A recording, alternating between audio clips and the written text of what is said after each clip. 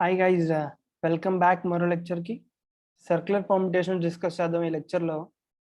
క్రిందటి లెక్చర్లో మనం already linear permutation, circular permutation కొన్న బేసిక్ డెఫినేషన్స్ చదువుకున్నాం. ఈ లెక్చర్లో ఏంటంటే సర్క్యులర్ పర్ముటేషన్లోకి కొంచెం డెప్త్గా వెళ్ళి ఇంకా ఏంటి వాటిల్లో ఉండి అరేంజ్మెంట్స్ ఎలా ఉంటాయి అవన్నీ తెలుసుకున్నాం. సో లీనియర్ పర్ముటేషన్కి సర్క్యులర్ పర్ముటేషన్కి డిఫరెన్స్ మీకు గుర్తుంది అనుకుంటున్నాను ప్రీవియస్ లెక్చర్స్ నుంచి, లేదా మళ్ళీ ఇంకొకసారి ఇక్కడ చెప్తాను. లీనియర్ పర్ముటేషన్ అంటే మనకి ఇచ్చిన n ఎలిమెంట్స్లోని 6 ఎలిమెంట్స్ని సెలెక్ట్ చేసుకుని వాటిని ఒక లైన్లో అరేంజ్ చేయాలి. సో దీనికి ఒక స్టార్టింగ్ పాయింట్, దీనికి ఒక ఎండింగ్ పాయింట్ అని ఇలా అన్నీ ఉంటాయి. లేదా సర్క్యులర్ పర్ముటేషన్ తీసుకున్నట్టయితే కనుక ఒక సర్కిల్లో వాటిని అరేంజ్ చేయాలి. సో వాటిని ఒక సర్కిల్లో అరేంజ్ చేయాలంటే సపోజ్ ABCDE అని 5 ఎలిమెంట్స్ ఉన్నాయి. ఈ 5 ఎలిమెంట్స్ని సర్కిల్లో అరేంజ్ చేయాలి. సో ఇక్కడ మీకు వచ్చి కండిషన్స్ ఎలా ఉంటాయి? ఇప్పుడు ఒకవేళ ఈ గీతలు 5 సీట్లు అనుకోండి. ఈ 5 సీట్లలో 5గురిని కూర్చోబెట్టాలి ఒక టేబుల్ దగ్గర. సో ABCDE ఇలా కూర్చోబెట్టారు అనుకుందాం. సో ఇక్కడ టేబుల్ స్టార్ట్ ఎక్కడ అవుతుంది, ఎండ్ ఎక్కడ అవుతుంది అంటే మీరు ఎలా చెప్పగలరు? సర్క్యులర్ పర్ముటేషన్లో స్టార్టింగ్ పాయింట్, ఎండింగ్ పాయింట్ అనేది ఉండదు. సో ఫర్ ఎగ్జాంపుల్ లీనియర్ పర్ముటేషన్లో ABCDE అని తీసుకున్నారు, ఓకే. దీన్నే మీరు BCDEA అని వేరే రకంగా పర్ముటేషన్ కింద రాయొచ్చు. CDEAB అని ఇంకో పర్ముటేషన్ రాయొచ్చు. DEABC అని ఇంకోటి రాయొచ్చు. ఇంకా EABCD అని కూడా రాయొచ్చు, ఓకే. తర్వాత మళ్ళీ ABCDE ఇది అలాగా పైన రాసేసింది, ఓకే. సో ఇలా ఇప్పుడు ఈ 5 పర్ముటేషన్స్ చూడండి. ఇవి 5 సెపరేట్ పర్ముటేషన్స్ కదా లీనియర్ కాంబినేషన్లో ఉన్నప్పుడు.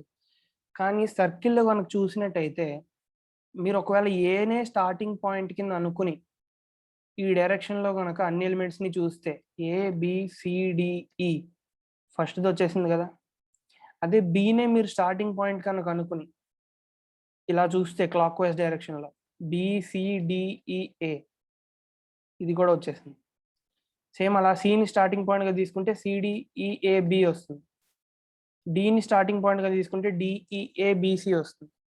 అలాగే ఈని స్టార్టింగ్ పాయింట్గా తీసుకుంటే EABCD వస్తుంది. సో లీనియర్ పర్ముటేషన్లో ఈ 5 సెపరేట్ పర్ముటేషన్స్. కానీ సర్క్యులర్ పర్ముటేషన్స్లో ఈ 5 ఒకటే, అది ఇదే. సో ఈ ఒక డిఫరెన్స్ అర్థమైందా మీకు? సర్క్యులర్కి లీనియర్కి ఉన్నది. కానీ ఈ స్టార్టింగ్ పాయింట్, ఎండింగ్ పాయింట్ అనేది వదిలేస్తే సర్క్యులర్ పర్ముటేషన్లో ఇంకొక కాన్సెప్ట్ ఉంది. ఏంటి? డైరెక్షన్ యొక్క కాన్సెప్ట్. ఈ డైరెక్షన్ యొక్క కాన్సెప్ట్ ఏంటి? ఇక్కడ మీరు చూసినట్టయితే బి అనే ఎలిమెంట్ ఏకి యాంటీ క్లాక్ వైజ్లో కూర్చుని ఉన్నాడు. ఇక్కడ బి అనే ఎలిమెంట్ ఏకి క్లాక్ వైజ్ డైరెక్షన్లో కూర్చుని ఉన్నాడు. సో ఈ రెండు వేరే వేరే పర్ముటేషన్స్ సర్క్యులర్ పర్ముటేషన్లో చూసినప్పుడు. ఎందుకంటే ఏ అనే మనిషికి రైట్ సైడ్లో బి కూర్చున్నాడు, లెఫ్ట్ సైడ్లో ఈ కూర్చున్నాడు. కానీ ఈ కేసులో రైట్ సైడ్లో ఈ కూర్చున్నాడు, లెఫ్ట్ సైడ్లో బి కూర్చున్నాడు. అది తేడా వస్తుంది కదా రెండింటికి. రెండు సెపరేట్ పర్ముటేషన్స్ ఇవి సర్క్యులర్లో కన్సిడర్ చేసుకున్నప్పుడు. సో ఈ రెండు సేమ్ కాదు, డిఫరెంట్. ఈ రెండింటిని వేరుగా కౌంట్ చేస్తారు. సో అందుకనే సేమ్ సెట్ ఆఫ్ ఎలిమెంట్స్కి అంటే ABCD అని 4 ఎలిమెంట్స్ కనుక తీసుకుంటే వీటిని అరేంజ్ చేసినప్పుడు వీటిని క్లాక్ వైజ్గా అరేంజ్ చేసి ఇది వేరే పర్ముటేషన్, యాంటీ క్లాక్ వైజ్గా అరేంజ్ చేసి ఇది వేరే పర్ముటేషన్, ఓకే. సో ఇది కూడా మీరు దృష్టిలో పెట్టుకోవాలి. సో నెక్స్ట్ చూద్దాం, సర్క్యులర్ పర్ముటేషన్కి ఫార్ములా ఎలా తీసుకురావాలి. సో ఫస్ట్ మనం ఒక సర్కిల్ కన్సిడర్ చేసుకుందాం, ఓకే. ఈ సర్కిల్లో ఇప్పుడు ఇలా ఎంటీ సీట్స్ ఉన్నాయి. ఇప్పుడు మీరు సర్క్యులర్ పర్ముటేషన్కి వేటిని ఎగ్జాంపుల్గా తీసుకోవచ్చు. ఫర్ ఎగ్జాంపుల్ అవార్డ్ ఫంక్షన్స్ ఉన్నాయి. అందరికీ అవార్డ్ ఫంక్షన్స్ గురించి తెలుసు కదా. వీటిల్లో మన వైపు అయితే అవార్డ్ ఫంక్షన్స్ టేబుల్ ఉండవు, కానీ చాలా అవార్డ్ ఫంక్షన్స్లో టేబుల్స్ కూడా ఉంటాయి. అలాంటి వాటిల్లో గెస్ట్స్ని కనుక అరేంజ్ చేయాలంటే సపోజ్ స్టేజ్ ఇటువైపు ఉందంటే ప్రతి సినిమా యొక్క కాస్ట్కి వాళ్ళ ఇంపార్టెన్స్ని బట్టి వాళ్ళకి టేబుల్స్ ఎక్కడెక్కడ ఇవ్వాలి. ఆ ఇచ్చిన టేబుల్స్లో కూడా హీరో పక్కన హీరోయిన్ ఉండేలా పెట్టాలా, లేదా ఒక క్యాస్ట్ పక్కన ఇంకో క్యాస్ట్ ఉండేలా పెట్టాలా, ఇవన్నీ రకరకాల కండిషన్స్ ఉంటాయి. దాన్ని బట్టి ఎన్ని వేస్గా అరేంజ్ చేయొచ్చు అనేది మారుతూ ఉంటుంది. సో వీటిలన్ని కండిషన్స్ని కూడా సర్క్యులర్ పర్ముటేషన్లో ఉన్నప్పుడు మనం తీసుకోవాలి. ఓకే. సో ఇప్పుడు ఫార్ములా డెరివేషన్ వరకు వస్తే మనం ఫస్ట్ ఎలిమెంట్ని ఎక్కడ పెట్టినా ఒకటే కదా, ఎందుకంటే దీనిలో స్టార్టింగ్ పాయింట్ ఎండింగ్ పాయింట్ లేదు. సపోజ్ ఏబిసిడిఈ అని 5 ఎలిమెంట్స్ ఉన్నాయి. నేను సపోజ్ ఏని తీసుకొచ్చి ఈ పొజిషన్లో పెట్టాను. సో మిగతా ఎలిమెంట్స్ ప్లేస్ చేసేటప్పుడు వాటికి రెఫరెన్స్ పాయింట్ ఏంటి? ఏ ఒకటే. మీరు ఈ ఏని ఇక్కడ కాకుండా ఇక్కడ పెట్టినా కూడా తర్వాత వచ్చే ఎలిమెంట్స్ అన్నిటికి రెఫరెన్స్ పాయింట్ ఏంటి? ఏ ఒకటే. సో ఏదైనా ఫస్ట్ ఒక ఎలిమెంట్ని రెఫరెన్స్ పాయింట్ పెట్టి వరకు మనకి సర్క్యులర్ పర్ముటేషన్లో ఎలా అరేంజ్ చేస్తున్నాం అనేది తెలియదు. సో ఫస్ట్ ఎలిమెంట్ ఎలాగ పెట్టేసాం కదా, మిగతా మనకి ఉండేది ఏంటి? n-1 elements. ఈ n-1 ఎలిమెంట్స్ని ఈ ఏకి with respect to right side పెట్టాలా, లెఫ్ట్ సైడ్ పెట్టాలా, ఇలా ఎన్ని కాంబినేషన్స్ వస్తాయి? అది డైరెక్ట్గా లీనియర్ పర్ముటేషన్లో ఉన్న ఫార్ములాయే అప్లై అవుతుంది ఇక్కడ. n-1 ఎలిమెంట్స్ ఉన్నాయి, వాటిలో ఎన్ని వేస్లో అరేంజ్ చేయగలరు? n-1 ఫ్యాక్టోరియల్ వేస్లో అరేంజ్ చేయగలరు, ఎందుకంటే ఆల్రెడీ ఒక రెఫరెన్స్ పాయింట్ దొరికింది మనకి. లీనియర్ పర్ముటేషన్లో రెఫరెన్స్ పాయింట్ ఏంటి? Starting, ending. సో అక్కడ ఏ అనేది స్టార్టింగ్ అయితే దాని నుంచి ఎన్ని పదాలు వస్తాయి, అలాగే కదా మనం లీనియర్ పర్ముటేషన్లో చూస్తాం. ఇక్కడ ఆ రెఫరెన్స్ పాయింట్ ఏంటి? ఒక ఎలిమెంట్. దానికి క్లాక్ వైజ్లో ఉందా, యాంటీ క్లాక్ వైజ్లో ఉందా, రైట్ సైడ్ ఉందా, లెఫ్ట్ సైడ్ ఉందా, ఇవి చూసుకుంటాం. సో మిగతా n-1 ఎలిమెంట్స్ని ఎన్ని విధాలుగా అరేంజ్ చేయొచ్చు? With respect to a n-1 factorial వేస్లో అరేంజ్ చేయొచ్చు. ఓకే. సో ఇలా దీని ఫార్ములా వచ్చింది. నెక్స్ట్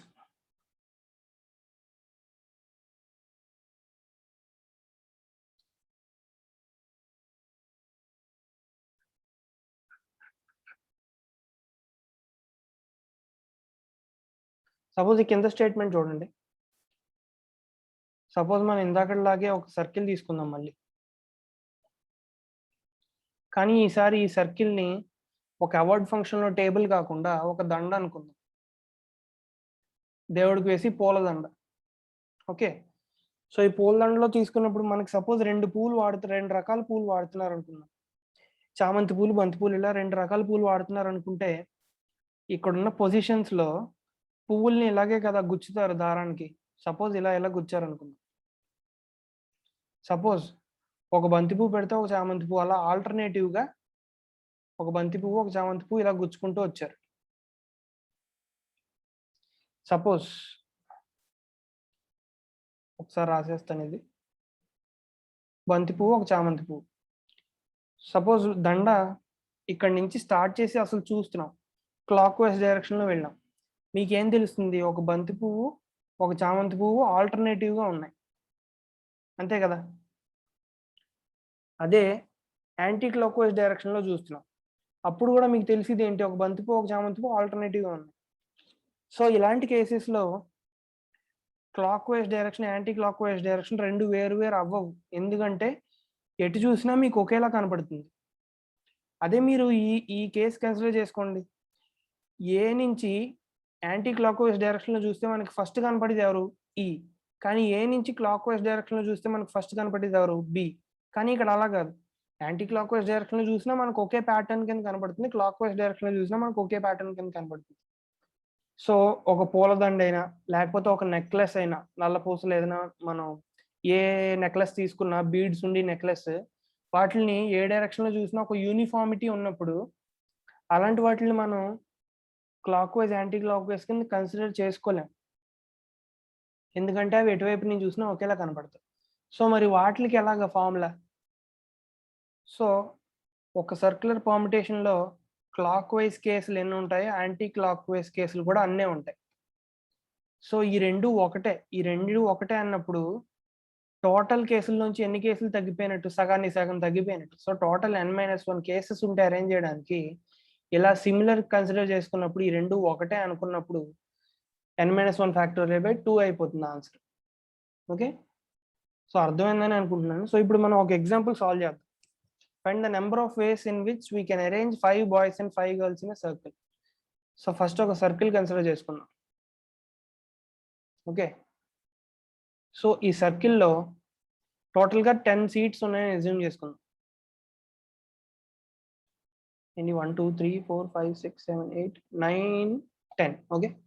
సో ఇప్పుడు మనకి ఇక్కడ కండిషన్స్ ఏమి ఇవ్వలేదు, అంటే ఇద్దరు అబ్బాయిల మధ్య ఒక అమ్మాయి ఉండాలి, లేదా ఇద్దరు అమ్మాయిల మధ్య ఒక అబ్బాయి ఉండాలి. ఇలాగా కండిషన్స్ ఏమి లేవు. అమ్మాయిలు ఒక చోటే కూర్చోవాలి. అలాంటి కండిషన్స్ ఏం లేవు కాబట్టి వీళ్ళని మనం ఏ విధంగా కావాలంటే ఆ విధంగా అరేంజ్ చేసుకోవచ్చు. సో వీళ్ళని అందరినీ కంబైన్ చేసేసుకుని అరేంజ్ చేసేయచ్చు మనం. ఇంకా బాయ్స్ గర్ల్స్ అని విడివిడిగా చూడక్కర్లేదు.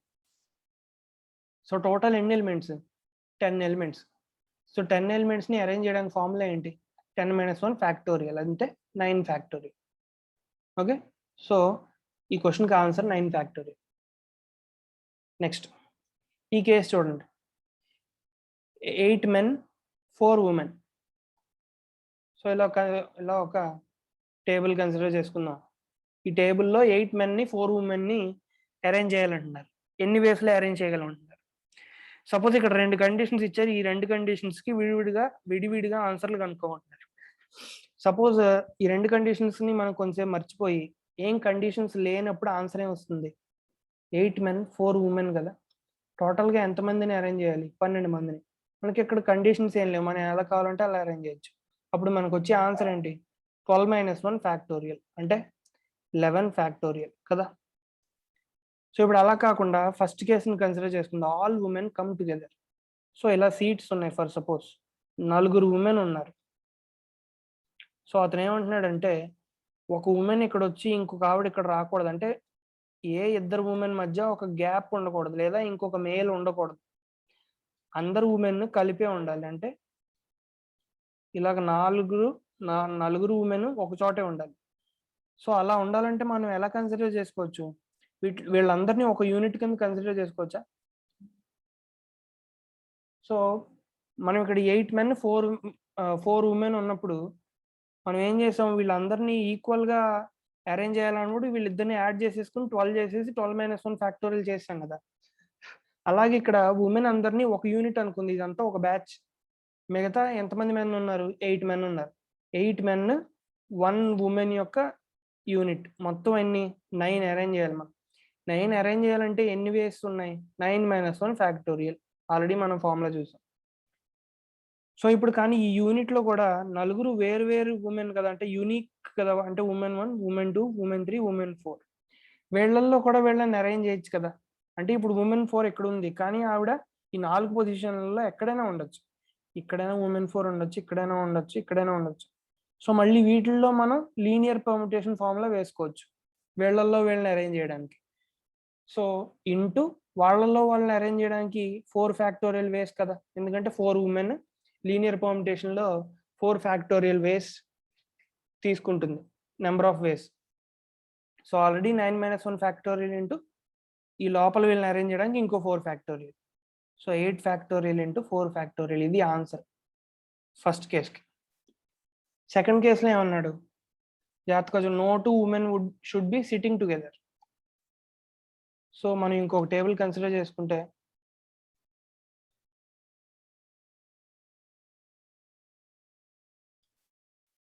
ఇలా ఒక టేబుల్ కన్సిడర్ చేసుకుంటే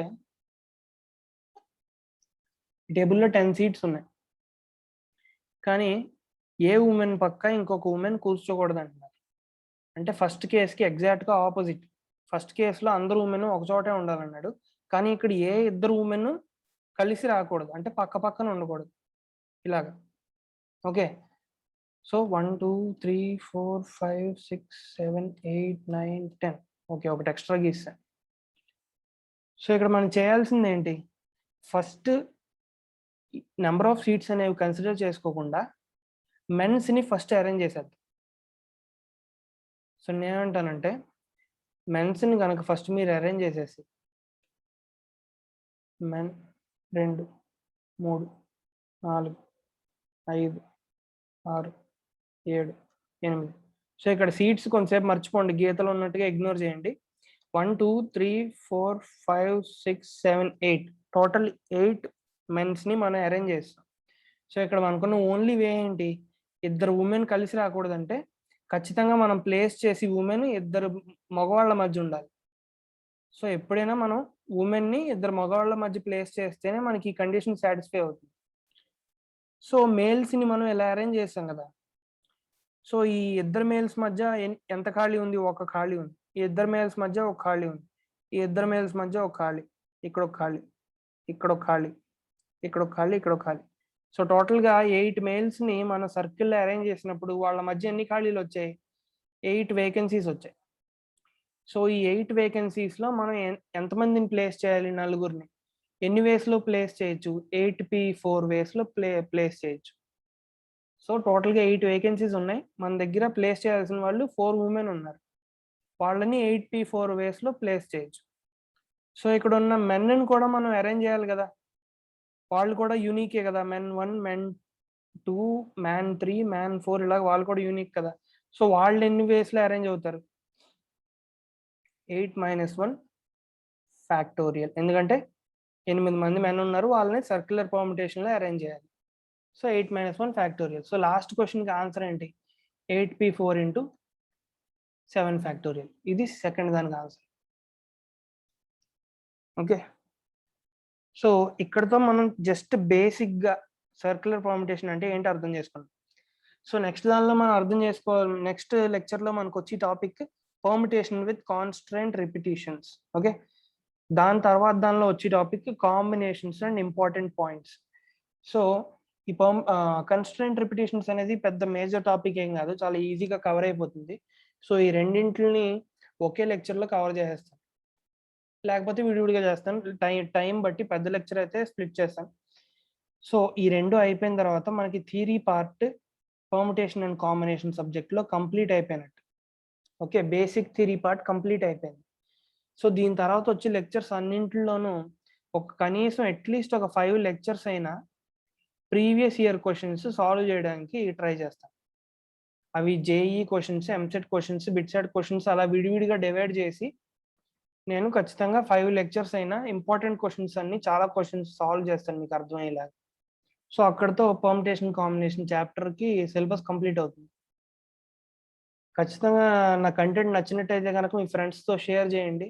నాకు చాలా హెల్ప్‌ఫుల్ అవుతుంది. సబ్స్క్రైబ్ చేయించండి. సో నెక్స్ట్ లెక్చర్‌లో కలుద్దాం. అప్పటి వరకు బై బై.